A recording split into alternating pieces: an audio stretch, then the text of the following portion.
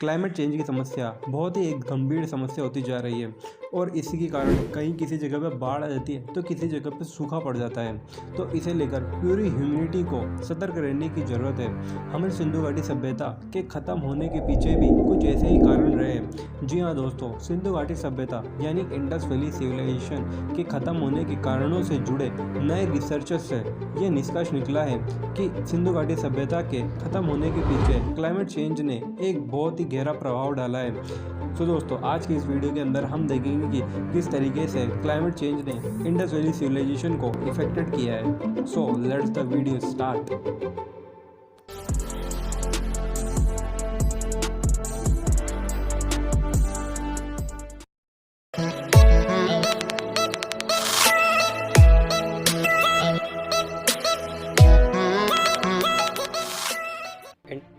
सिंधु घाटी सभ्यता विश्व की प्राचीन सभ्यताओं में से एक बहुत प्रमुख सभ्यता है। इसका जो एरिया था वो बहुत ज़्यादा विशाल था और यह इंडस रिवर के किनारे बसने वाली सभ्यता थी। इसी कारण से कुछ विद्वानों ने इसे सिंधु घाटी सभ्यता का नाम दिया, क्योंकि यह क्षेत्र सिंधु और इसकी सहायक नदियों के क्षेत्र में आता था। तो कुछ इतिहासकारों ने इस सभ्यता का प्रमुख केंद्र हड़प्पा होने के कारण इस सभ्यता को हड़प्पा सभ्यता नाम देना उचित समझा।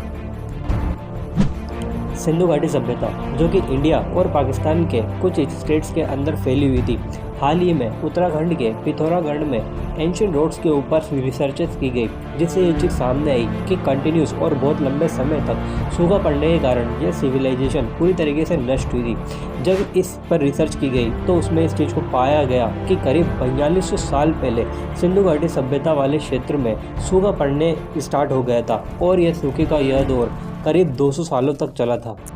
साइंस पत्रिका कम्युनिकेशन अर्थ एंड एनवायरनमेंट में पब्लिश रिसर्च के अंदर 3 बड़े सूखे होने का उल्लेख किया गया और ये सूखे करीब 25 से 90 साल तक चले थे और तीसरा सूखा तो इतने लंबे टाइम तक चला कि इससे आने वाली जनरेशन्स भी अफेक्टेड हुई थी।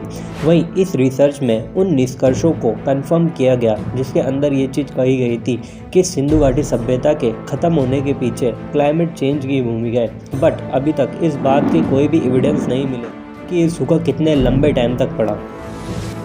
इस रिसर्च के दौरान ऑक्सीजन, कार्बन और कैल्शियम एक्सेट्रा की जांच की गई और कालखंड फ्लड की अवधि की आकलन करने के लिए यूरेनियम सीरीज 18 का यूज़ किया गया।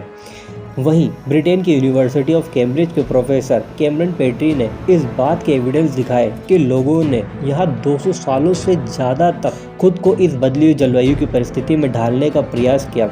इससे आम लोगों की ज़िंदगी तो बहुत ज़्यादा इफेक्टेड हुई और इसके साथ ही यहाँ जो बड़ी आबादी वाले शहर थे वो भी अब छोटी छोटी बसावटों में बदल गए। इससे उनकी खेती और फसल करने में भी बदलाव आया।